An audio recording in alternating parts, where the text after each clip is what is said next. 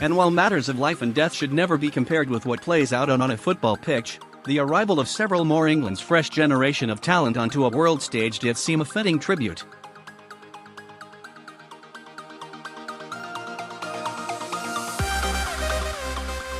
Raheem Sterling's hat-trick took the headlines and he used his platform beautifully, revealing a tribute to Damary Dawkins, 13, a Dagenham boy who died from acute lymphoblastic leukaiemia on Sunday.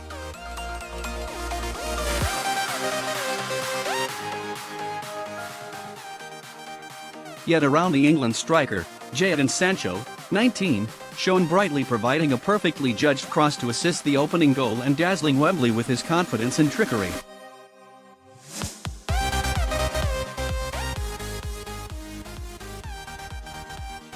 In the second half of this very comfortable victory, Callum Hudson-Odoi, also 19, and Declan Rice, just 20, came on.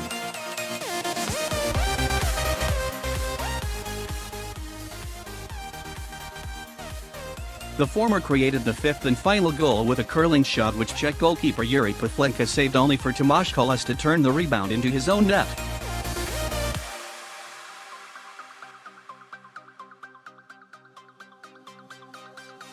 Their youthful contribution made the opening strides of the European Championships campaign bold ones, and who is to say after this, with a side peppered with inexperience, that the final ones, back here at Wembley in 2020, will not be similar.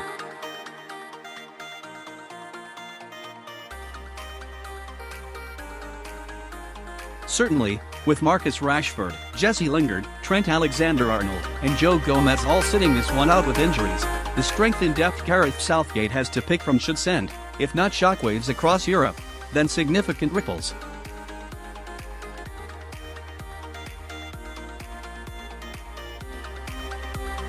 Sancho's competitive debut, following a start in the friendly against USA last November, could not have gone better.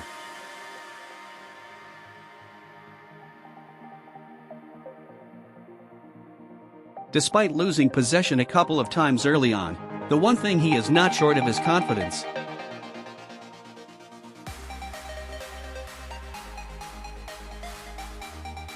Aside from his squared ball for Sterling's opener, he produced a piece of skill shortly after nutmegging Filip, Novak and Pavelka on the right byline to get the crowd off their seats and winning a corner.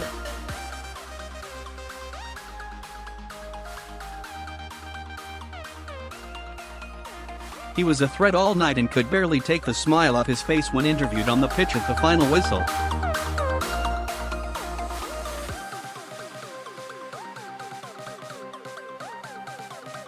Southgate's success in steering England through the World Cup and Russia all the way to the semi-finals was impressive.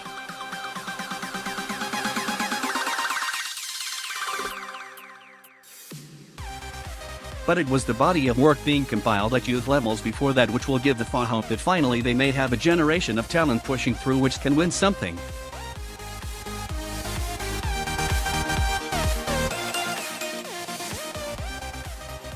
The success enjoyed by the under-17s and under-20s, both World Cup winners in 2017, and, to a lesser extent, the under-21s, semi-finalists in European Championships in Poland in 2017, is turning up the heat on established players.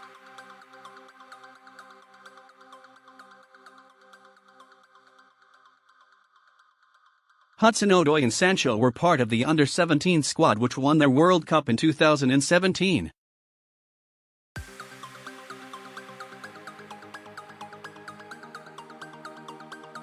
Phil Foden, Manchester United's Angel Gomez and Liverpool's Ryan Brewster were teammates.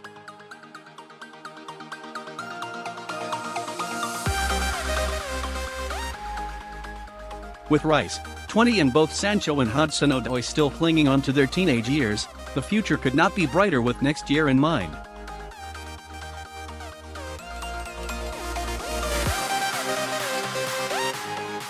Southgate paid tribute to two exciting wide players after this victory. For captain Harry Kane, the influx of young players and a desire to express themselves is already rubbing off on the older players.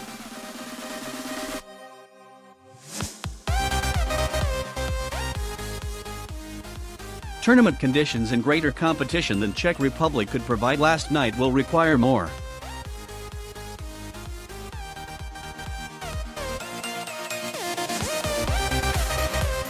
To that end, it is increasingly comforting to see the maturity and responsibility shown by Sterling, who looks a different player this year even to the World Cup finals.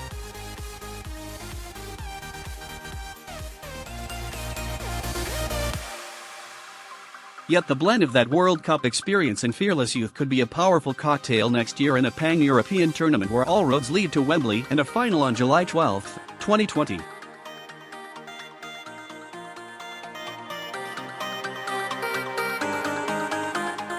Sterling insisted he had wanted to give Damary's family something to smile about at such a desperately sad time.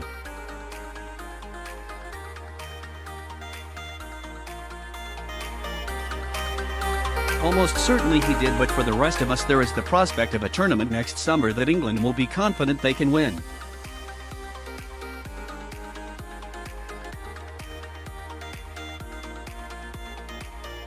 That should put a smile on everyone's face.